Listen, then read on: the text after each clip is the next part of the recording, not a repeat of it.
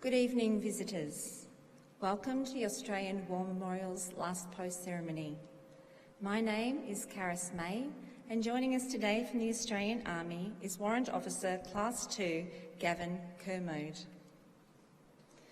We warmly welcome the family of Private William Stewart, whose story will be read shortly. We welcome the veterans who have served, those that are still serving, and the families that support them. We acknowledge the members of RSL and Services Clubs Association, RSL Victoria and RSL Queensland, who are watching the broadcast of this ceremony from around Australia.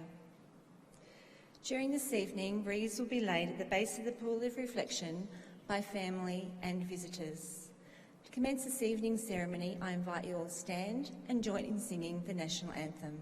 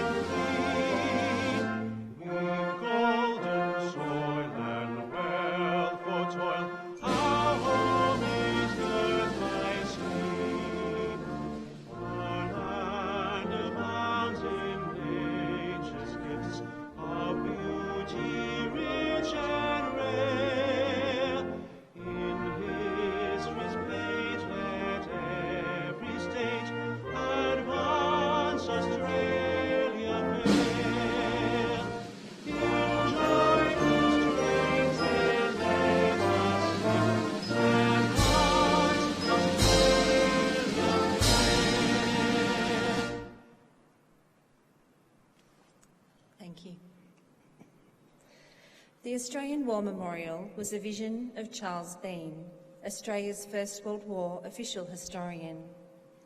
Bean landed with the Australian troops on Gallipoli and stayed with them at the front through to the end of the war. The idea of this national memorial and museum came to him at Pozières, France, in the depths of the bloody fighting of 1916. Bean's idea was that this would be a place where family and friends could mourn their loved ones buried in faraway places. It would also be a place that could help all Australians understand what these men and women had endured and what they had done for us. Bean's vision, to which we remain true, is best expressed as inscribed at the entrance to the memorial's galleries. Here is their spirit, in the heart of the land they loved, and here we guard the record which they themselves made. Tonight, we'll read the story behind just one of those on the Roll of Honour, which lists the more than 102,000 men and women who have given their lives for us in war and other operations for over more than a century. But first, we present a lament, Flowers of the Forest. Wreaths and floral tributes will now be laid at the base of the Pool of Reflection.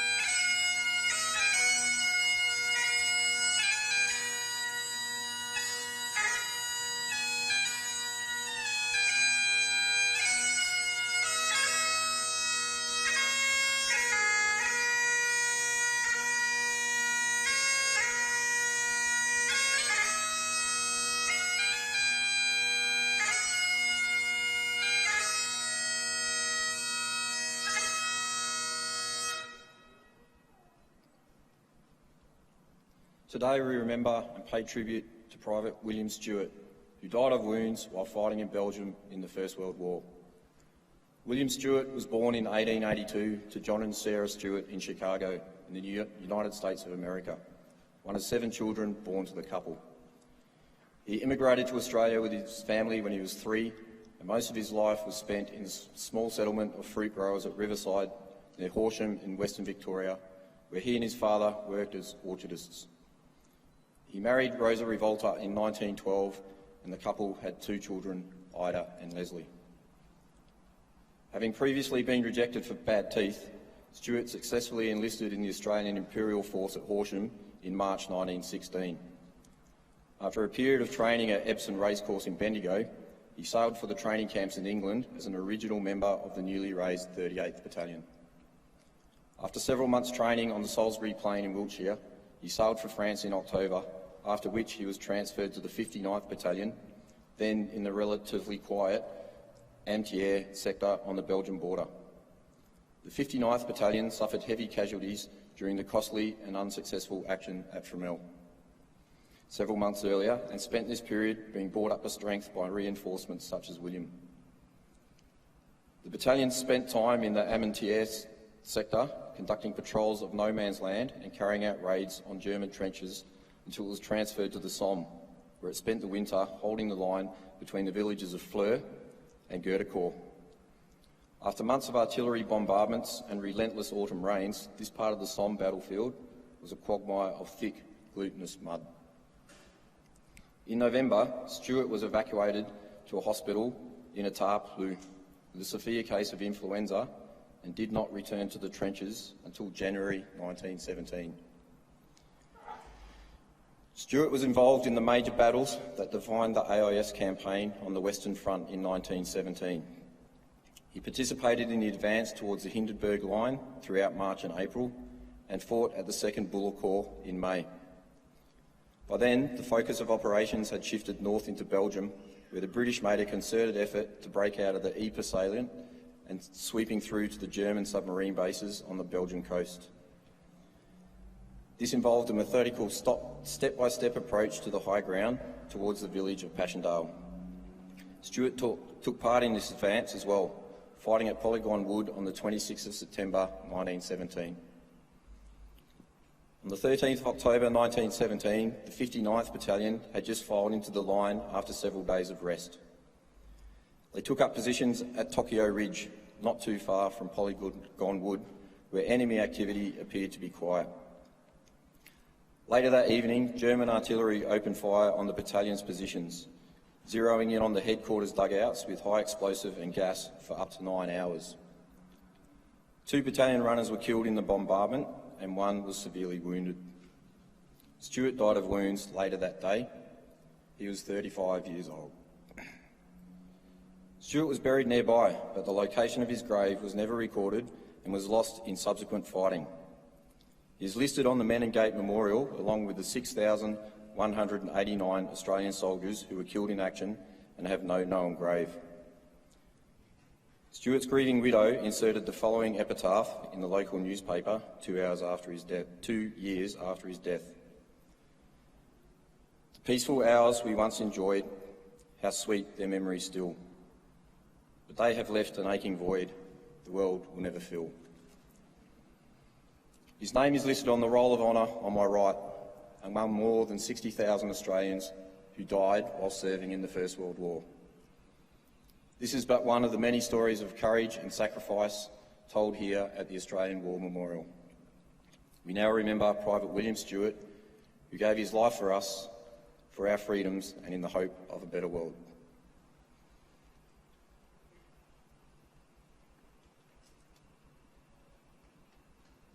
Could you all please stand for the ode and last post?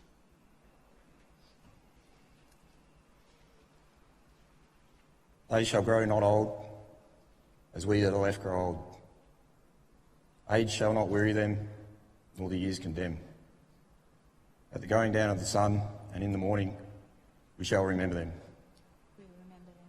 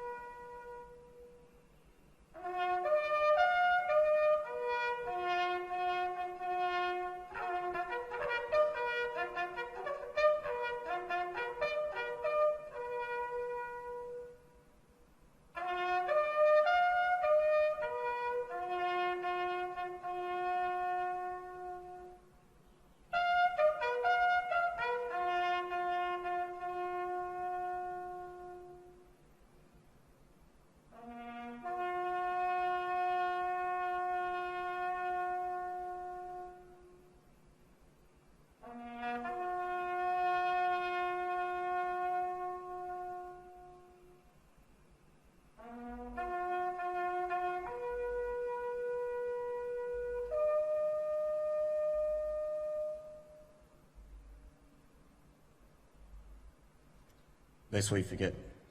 Lest we forget.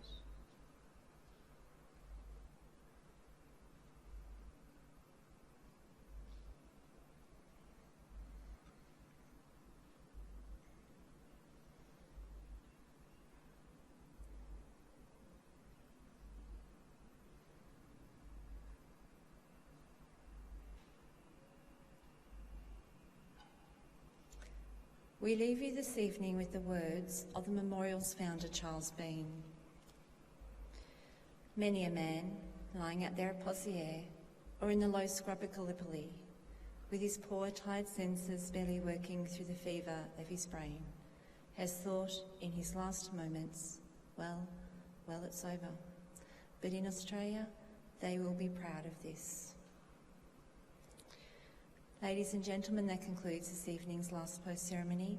We would like to thank you for visiting the Australian War Memorial today, and we wish you all a very good evening. Thank you.